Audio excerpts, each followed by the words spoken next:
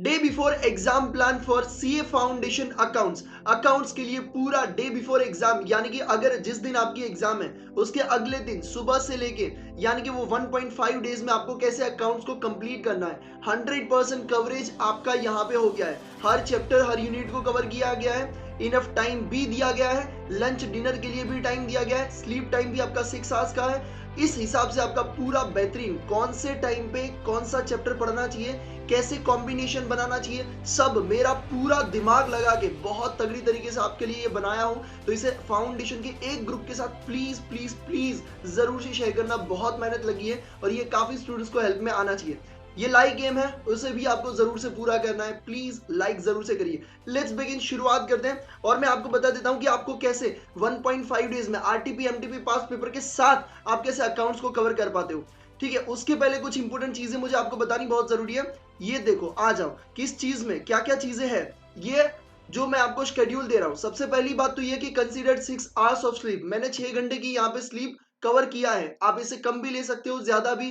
Accordingly, अब ज्यादा की तो कोई सवाल ही नहीं है भाई, कम आप कर सकते हो आपके हिसाब से। ठीक है, दूसरा, take a breaks of 5 to 10 minutes as and when you complete any chapter. मतलब आप जैसे ही कोई चैप्टर को कंप्लीट करते हो, आप 5 या 10 मिनट्स का ब्रेक ले सकते हो। इन बिटवीन भी आप अपने हिसाब से ब्रेक ले सकते हो। यानी मैंने ब्रेक के लिए सेपरेटली कोई टाइम नहीं दिया कि इसके बीच में इसमें आपको ब्रेक लेना है। आपके हिसाब से जब आपको लग रहा है थकान है, आप 5 या 10 मिनट का ब्रेक लो, उससे ज्यादा का वैसे भी ब्रेक नहीं लगा सकते। आप अलार्म लगा दो 5 मिनट के बाद का, ताकि आपको समझ में आ जाए ब्रेक खत्म हो गया। थर्ड चीज, lunch and dinner time 1 hour and 45 minutes respectively. मतलब मैंने लंच के लिए 1 hour दिया है और डिनर के लिए 45 मिनट्स। आप अकॉर्डिंगली कम भी कर सकते हो, क्योंकि अब आप अपने पास टाइम नहीं है, बट मैंने इनफ टाइम दिया है। ठीक है, next, do only important questions और एडजस्टमेंट। आपको सिर्फ इंपोर्टेंट क्वेश्चन या तो एडजस्टमेंट करने हैं। हर क्वेश्चन को करने जाओगे तो definitely it's not possible to cover. ठीक है, तो यहाँ पे आपको इंपोर्टेंट क्वेश्चन या इंपोर्टेंट एडजस्टमेंट्स ही आपको यहाँ पे कवर करना है। This is the best possible combination by CA Prateek Thakkar, मतलब मेरे द्वारा ये सबसे बेस्ट कॉम्बिनेशन है।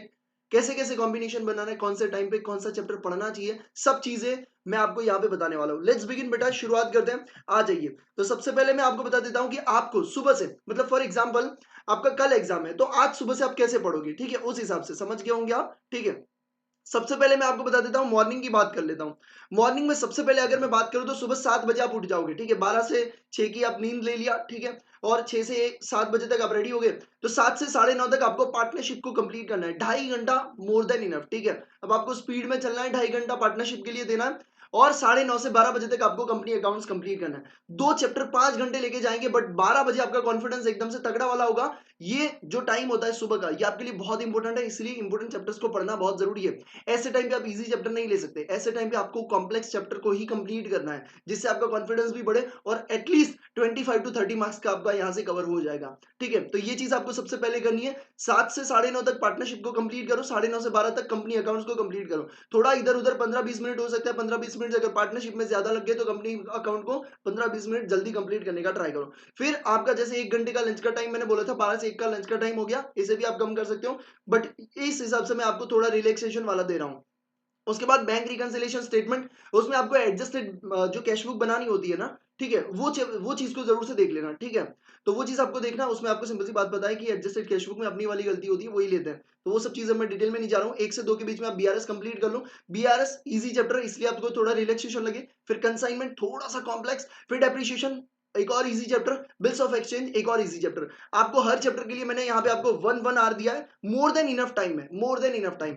बीआरएस के लिए consignment, depreciation and bills of exchange, इसमें आरटीपी एमटीपी करना है, नहीं अभी नहीं करना। आरटीपी एमटीपी के लिए या पास पेपर के लिए सेपरेट मैंने आपको टाइम दिया हुआ है इसी शेड्यूल में। ठीक है, तो 1 1 आवर में आपको क्या करना है, आपका कोचिंग का या आपने जहां से भी पढ़ा है, बीआरएस 1 से 2 में ले लो। फिर उसके बाद आप कंसाइनमेंट कंप्लीट कर लो। फिर इसके बाद आप डेप्रिसिएशन 3 to 4 एंड 4 to 5 में बिल्स ऑफ एक्सचेंज। यहाँ पे आप आधे घंटे का एक और ब्रेक लोगे। ठीक है, ये जो बड़ा ब्रेक है ना वो मैंने दिया हूँ, बाकी ब्रेक नहीं दिया हूँ। यहाँ पे आप अब इन बिटवीन 4 आवर्स में आप कभी भी ब्रेक ले सकते हो। जैसे चैप्टर खत्म हुआ, 5 मिनट का ब्रेक लिया, तो आप अपने हिसाब से कंप्लीट कर सकते हो। ठीक है, अब यहाँ पे आप 5 से 5:30 का ब्रेक ले लिया, 5:30 से लेके 7 बजे तक आपको चैप्टर नंबर 1 कंप्लीट करना है। क्या करना है, चैप्टर नंबर 1 कंप्लीट करना है। अब चैप्टर नंबर 1 में भी आपको थियोरिकल फ्रेमवर्क में सबसे ज्यादा इंपोर्टेंट जो मैं बोल सकता हूँ, कैपिटल रेवेन्यू ट्रांजेक्शन वाला, उसके ऊपर आपको ज्यादा से ज्यादा फोकस करना है। वैसे लगभग हर चैप्टर के लिए रिवीजन नोट और इंपॉर्टेंट एडजस्टमेंट मैंने टेलीग्राम चैनल पे अपलोड किया है, तो लिंक आपको नीचे मिल जाएगी, उसे आप जरूर से ज्वाइन कर लीजिए। पिन मैसेज पे क्लिक करते जाइए, सब आपको मिल जाएगा, ठीक है। तो वहां से डाउनलोड कर लीजिएगा। कैपिटल एंड रेवेन्यू ट्रांजेक्शन के सब लिस्ट दिया है, वो लिस्ट को याद कर लो, बात खत्म, चैप्टर पढ़ने की भी जरूरत नहीं पड़ेगी, ठीक है। उसके बाद अब शाम के 5:30 से 7 आपने पहला यूनिट कर दिया, मतलब चैप्टर नंबर 1 कर दिया, सारे यूनिट इसमें कवर हो जाएंगे। ज्यादा focus capital and revenue transaction के ऊपर करना है। दूसरी चीज, 7 से 8:30 मतलब अगेन एक 1.5 आवर्स जिसमें अकाउंटिंग प्रोसेस आपको कंप्लीट करना है, उसमें आपको ज्यादा फोकस करना है रेक्टिफिकेशन ऑफ एरर्स, ठीक है। रेक्टिफिकेशन ऑफ एरर्स के ऊपर ज्यादा फोकस करना है, क्योंकि वहां से ज्यादा आने के चांसेस है। तो ये चीजें अभी तक की 8:30 तक, 8:30 से लेकर 9:15 तक आपका डिनर का टाइम हो गया। डिनर के बाद आपको जो कंप्लीट करना है वो है सोल प्रोप्राइटर। सोल प्रोप्राइटर के लिए मैंने 1.5 आवर्स दिया। 9:15 से 10:45 तक आपका सोल प्रोप्राइटरशिप कंप्लीट हो जाना चाहिए। उसके बाद 11:45 से लेकर 12 बजे तक एनपीओ यानी सब इंपोर्टेंट वाले चैप्टर्स के साथ साथ जो छोटे मोटे चैप्टर्स भी पूछे जाते हैं वो सब अपन ने लगभग यहां तक अपन ने कवर कर लिए थे, ठीक है। तो सोल प्रोप्राइटर, उसके बाद एनपीओ। एनपीओ अगर 12 बजे तक कंप्लीट होता है बहुत बढ़िया। अगर आपको 15 मिनट और चाहिए तो 12:15 या 12:30 तक भी जा सकते हो, स्लिप को थोड़ा सा कॉम्प्रोमाइज कर सकते हो, do not worry about it, ठीक है। उसके बाद day of the exam, exam के दिन आपको क्या क्या चीजें कंप्लीट करनी है वो मैं आपको यहाँ पे बता देता हूँ, ठीक है। आप कहोगे भैया मुझे ना एक पीडीएफ चाहिए, पीडीएफ में टेलीग्राम पे अभी डाल देता हूँ, आप वहां से डाउनलोड कर लीजिए बेटा, ठीक है। तो पीडीएफ में डाल देता हूँ, आप वहां से डाउनलोड कर लीजिए, ठीक है। सुबह 7 से 8 बजे तक, सुबह 7 से 8:30, 7 बजे आपकी पढ़ाई शुरू हो जानी चाहिए, ठीक है। और 7 से लेकर 8:30 तक आपका inventory and sole sale and approval basis वाला जो चैप्टर है, दोनों मिला के 1.5 आवर में आपको कंप्लीट करना है। इन्वेंट्री में इतना कुछ ज्यादा है नहीं, ठीक है। वो फीफो लिफो वाला और पीरियोडिक परपेचुअल वो सब चीजें दिया हुआ है, बहुत ईजी है, उसमें कुछ ज्यादा चीजें है नहीं। और इसके साथ साथ सेल एंड अप्रूवल बेसिस वाला दोनों चीजें आपको कंप्लीट करने, कुछ एडजस्टमेंट आपको यहाँ पे सिर्फ देखने को मिल जाएंगे, ठीक है।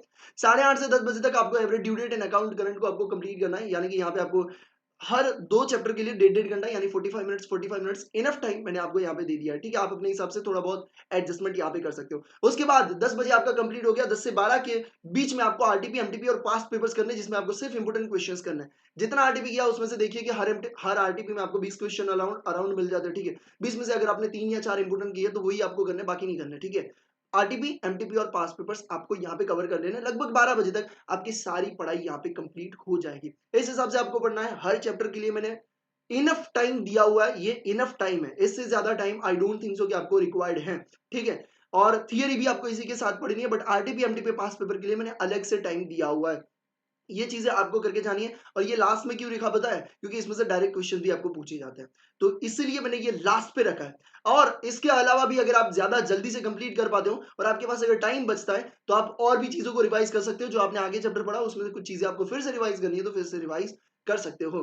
तो ये चीज पूरा आपका अकाउंट्स का मैंने पूरा प्लान आपको दे दिया है। मैं अपलोड कर दूंगा अपने क्या बोलते हैं टेलीग्राम चैनल पे। बाकी आप शेयर जरूर से कर दीजिए बेटा, शेयर जरूर से कर दीजिए ताकि बाकी स्टूडेंट्स को भी ये हेल्पफुल हो सके। और अगर ये हेल्पफुल हुआ है, अगर ये लाइक एम को अपन अचीव कर पा रहे हैं, तो मैं डेफिनेटली बाकी सब्जेक्ट्स के लिए भी इसी तरीके से कॉम्बिनेशन के साथ में आपको प्रोवाइड करने वाला हूं, ठीक है। अब देख पा रहे होंगे कि इवनिंग में मैंने जो टाइम लिया है, इवनिंग में मैंने इजी सब्जेक्ट लिया है, इजी चैप्टर्स लिए। क्यों लिए इजी चैप्टर्स? क्योंकि आपको पढ़ने का उतना मन नहीं होता। आई नो एक डे बिफोर एग्जाम पढ़ने का मन से कोई मैटर ही नहीं करता, बट आपका कंसंट्रेशन उतना नहीं होता, थकान होता है, इसलिए मैंने इजी चैप्टर्स यहाँ पे इवनिंग में ले लिए, ठीक है। तो सब पूरा मैं दिमाग लगा के बना रहा हूँ आपके लिए, और मेहनत लगती है इसमें, तो प्लीज शेयर जरूर से करिए, लाइक गेम को अचीव जरूर से करवाइए। Thank you so much for watching this session. कोई भी हेल्प है, टेलीग्राम पे मैंने कमेंट सेक्शन ओपन कर दिया है, उस पर जाइए, कमेंट करिए। Thank you so much. जय हिंद।